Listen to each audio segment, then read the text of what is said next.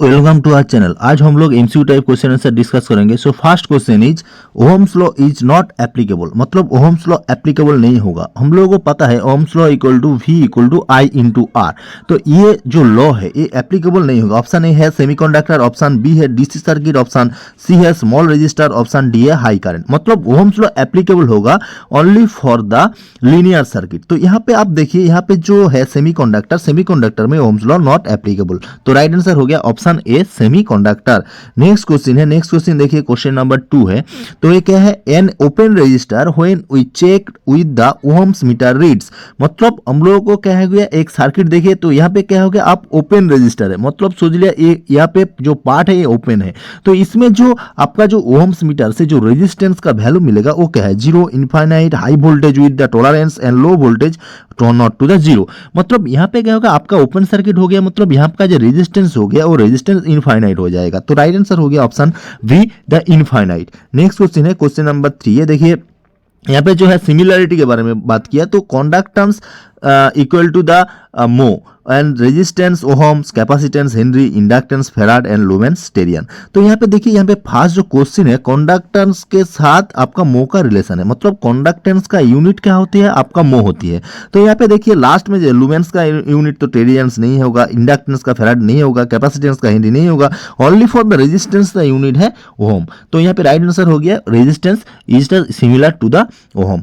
Next question है, next question question number 4। तो ये क्वेश्चन सही से देखिए, if the R and T are the current and resistance and the time respectively. मतलब आर क्या हो गया, आपका रेजिस्टेंस एंड आपका कारण हो गया आई एंड आपका आर रेजिस्टेंस एंड टाइम हो गया टी। तो यहाँ पे हो गया then according to the Joule's law heat produced will be the proportional to. मतलब जूल्स लॉ अकॉर्डिंग से कैसे हीट क्या प्रोड्यूस्ड होगा। तो यहाँ पे ऑप्शन हो गया, हम लोगों को पता है H equal to I square R T. तो यहाँ पे ऑप्शन में देखिए आई स्क्वायर आर टी यहाँ पे है, यहाँ पे आई स्क्वायर आर टी है, फर्स्ट ऑप्शन नंबर ए में है। तो राइट आंसर हो गया ऑप्शन ए। नेक्स्ट क्वेश्चन है, नेक्स्ट क्वेश्चन देखिए, नेक्स्ट क्वेश्चन नाइक्रोम वायर के बारे में पूछा। Nichrome wire is an alloyed of, मतलब नाइक्रोम वायर कैसे मेड होती है। ऑप्शन है zinc and lead, option B है chromium and vanadium, option C है nickel chromium and option D है कॉपर सिल्वर। तो जिंक हम लोगों को जो पता है, नाइक्रोम वायर क्या क्या होती है, निकेल एंड क्रोमियम। तो वहां पे राइट आंसर हो गया ऑप्शन सी हो गया आपका निकेल एंड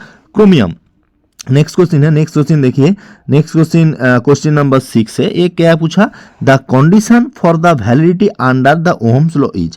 मतलब यहाँ पे आपका ओहम्स लॉ का जो वैलिडिटी है उसका कंडीशन के बारे में पूछा। ऑप्शन है resistance must be the uniform, option B है current should not proportional to the size of the resistance, option C resistance must be with own type, and last हो गया temperature positive and should be more than the temperature at the negative. मतलब हम लोगों को Ohm's law कब applicable होगा, Ohm's law जब applicable होगा उसमें क्या होगा, आपका जो रेजिस्टेंस होगा, सोच लिया ये ओहम्स लॉ का कार्व देखिए, तो V का I का बीच में जो कार्व है ये क्या हो गया, आपका रेजिस्टेंस का कार्व है। ये यूनिफॉर्म कार्व होगा, ये लीनियर कार्व होगा। तो इसमें हम लोगों को ओहम्स लॉ एप्लीकेबल होगा, resistance must be the uniform. Option A is the right answer. Next question देखिए, नेक्स्ट क्वेश्चन क्वेश्चन नंबर 7 के बारे में पूछा। The which method can be used to absolute temperature of the resistance. मतलब हम लोगों को जो absolute temperature of a resistance measure करना है उसके लिए हम लोगों को कौन सा मेथड यूज करना है। ऑप्शन है Laurent method, option B the Riglin method, option C है Ohm's law method and option D है व्हिटस्टोन ब्रिज मेथड। तो हम लोगों को जो रेजिस्टेंस मेजर करना है उसके लिए व्हिटस्टोन ब्रिज मेथड हम लोग अप्लाई किया। तो व्हिटस्टोन ब्रिज क्या हो गया, आपका R1/R2 इक्वल टू R3/R4। यहाँ पे सोच लिया R1 हो गया, R2 हो गया, R3 हो गया एंड R4 हो गया। तो यहाँ पे जो फॉर्मूला होते हैं R1/R2 इक्वल टू R3/R4। तो यहाँ पे इस जो फॉर्मूला है, इस फॉर्मूला से हम लोगों को जो रेजिस्टेंस है, रेजिस्टेंस हम लोगों को मिल जाएगा। तो option D is the right answer. Next question discuss करेंगे। Next question bulb in a street light के बारे में पूछा। The bulbs in a street lights are the connected in. मतलब यहाँ पे हम लोगों को बल्ब के बारे में जब पूछा तो आपने जो स्टील लाइट होती है, स्टील लाइट में जो बल्ब का कनेक्शन होती है, तो इसका कनेक्शन कैसे होती है, मतलब सीरीज पैरेलल। यहाँ पे ऑप्शन है series parallel and and of the end to end. मतलब यहाँ पे जो बल्ब होती है आपका जो स्टील लाइट में, वो क्या है, हमेशा पैरेलल कनेक्ट होती है, वहाँ पे जो वोल्टेज रहता है सेम रहता है। तो राइट आंसर हो गया option A the parallel. Next question है, नेक्स्ट क्वेश्चन क्वेश्चन नंबर 9। तो यहाँ पे देखिए क्या है, in case of the direct current, option है magnitude and direction are of the current remain constant, the magnitude and direction of the current changes with time, and option C हो गया magnitude of the current with the time, magnitude and current changes with the time, magnitude and current remains the constant. तो हम लोगों को जो DC current होती है, DC मतलब है डायरेक्ट करंट, डायरेक्ट करंट क्यों है, तो इसमें जो मैग्नीट्यूड है, कार्व देखिए तो कार्व क्या होगा आपका वोल्टेज और करंट का, तो इसमें जो आपका जो कार्व होती है तो इसमें आपका मैग्नीट्यूड एंड डायरेक्शन हमेशा सेम रहती है, मतलब not changing with the time. तो राइट आंसर हो गया ऑप्शन ए। नेक्स्ट क्वेश्चन है, नेक्स्ट क्वेश्चन डिस्कस करेंगे क्वेश्चन नंबर 10। तो एक क्वेश्चन क्या पूछा क्वेश्चन नंबर 10 में, the resistance of the 220 volt 100 lamp will be, मतलब सोच लिया एक लैम्प है तो इसमें जो रेजिस्टेंस का वैल्यू है वो कैलकुलेट करना है। तो वाटेज हो गया आपका 100 वाट एंड 220 वोल्ट हो गया, बल्ब का रेटिंग है। तो इसमें हम लोगों को जो फॉर्मूला पता है जो रेजिस्टेंस का, वो फॉर्मूला क्या है, हम लोगों को जो P इक्वल टू हम लोगों को V स्क्वायर बाई R, तो यहाँ पे R इक्वल टू क्या हो गया आपका V स्क्वायर बाई P, तो V क्या हो गया आपका 2 इंटू 2 बाई P का वैल्यू क्या हो गया आपका 100, तो यहाँ पे हम लोगों को 22 मतलब 484, तो यहाँ पे हम लोग को 484 मिल गया, 484, यहाँ पे राइट आंसर हो गया 484 ओहम, तो राइट आंसर हो गया option C 484 ohms. Next question है, नेक्स्ट क्वेश्चन देखिए, 2 लैम्प और क्या किया हम लोग यहाँ पे 2 lamps of 100 watt and 40 watt are connected in series, मतलब यहाँ पे दोनों लैम्प है हम लोग सीरीज में कनेक्ट किया विथ 230 वोल्ट, मतलब सोच लिया एक क्या हो गया आपका 100 वाट का हो गया, एक 40 वाट का हो गया, तो ये क्या किया हम लोग सीरीज में कनेक्ट किया। तो इसमें हम लोगों को कौन सा बल्ब सही से ग्लो होगा, तो यहाँ पे हम लोगों को जो आंसर पूछा 100 bulb with glow brighter, 430 watt bulb with glow brighter, both lamps will glow equally bright and 40 watt will be fused, मतलब यहाँ पे कनेक्शन जो किया ये सीरीज कनेक्शन किया, तो सीरीज कनेक्शन में एक 40 वाट हो गया, एक 100 हो गया, तो सीरीज कनेक्शन में क्या हो गया, जो लो रेटिंग जो बल्ब होते हैं उसका ग्लो ज्यादा होती है, तो इसमें हम लोगों को जो देखेंगे तो यहाँ पे जो लो रेटिंग हो गया मतलब 40 वाट, तो 40 वाट बल्ब का रेटिंग ज्यादा होगा, ग्लो ज्यादा होगा, तो राइट आंसर हो गया ऑप्शन वी।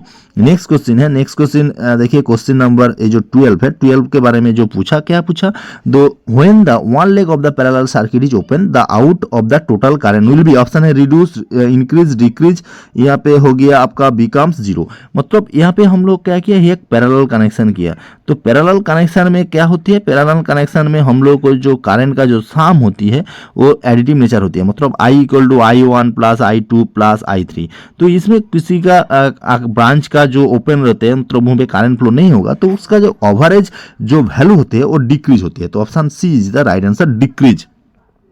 नेक्स्ट क्वेश्चन है, नेक्स्ट क्वेश्चन क्वेश्चन नंबर 13, तो यहाँ पे देखिए क्या क्वेश्चन पूछा, 2 bulbs of 500 watt and 200 watt rated 250 volt with the having the resistance of ratio of, मतलब यहाँ पे हम लोग 2 बल्ब कनेक्ट किया, एक हो गया आपका 500 वाट और एक हो गया आपका 200 वाट, तो इसमें जो वोल्टेज कनेक्ट किया 230 वोल्ट मतलब 250 वोल्ट सिमिलर वोल्टेज है, उसका रेजिस्टेंस का रेशियो क्या होती है, तो यहाँ पे जो फॉर्मूला हम लोग को जो पता है, क्या फॉर्मूला पता है, R इक्वल टू हम लोग को V स्क्वायर बाई P, मतलब यहाँ पे हम लोग को लिखना है R1 by R2 equal to क्या हो गया आपका P2 बाई P1, तो यहाँ पे जो P2 हो गया तो पावर क्या होती है 200 वाट P2 और P1 क्या हो गया आपका 500, मतलब 200 बाई 500 ये रेशियो होना चाहिए, तो इसमें रेशियो हो गया 2:5, तो राइट आंसर हो गया ऑप्शन सी 2:5।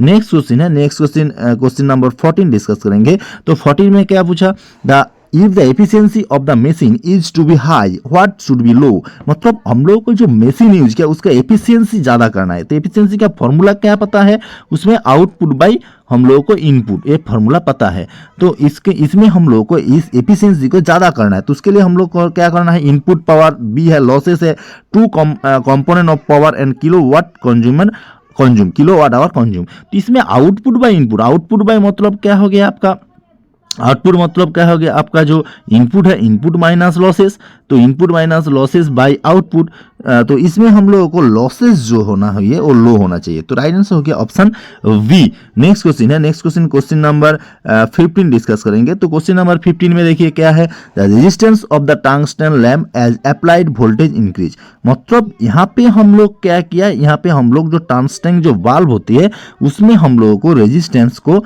हम लोगों को इंक्रीज करना है, मतलब resistance of the tungsten bulb apply the voltage applied, मतलब वोल्टेज हम लोग क्या क्या इंक्रीज किया, तो इसमें रेजिस्टेंस का वैल्यू क्या चेंज होगा, तो इसमें हम लोग को क्या पता है V equal to I into R, तो इसमें v को हम लोग इंक्रीज किया, तो i क्या है यहाँ पे कांस्टेंट है, तो i जब कांस्टेंट रहेंगे तो r का वैल्यू क्या होना चाहिए, तो उसमें इंक्रीज होना चाहिए, मतलब r भी इंक्रीज होना चाहिए। तो यहाँ पे i कांस्टेंट है तो मतलब v इंक्रीज किया मतलब है r का इंक्रीज होना चाहिए। तो यहाँ पे राइट आंसर हो गया increase, decrease, increase, remain same and none of the above.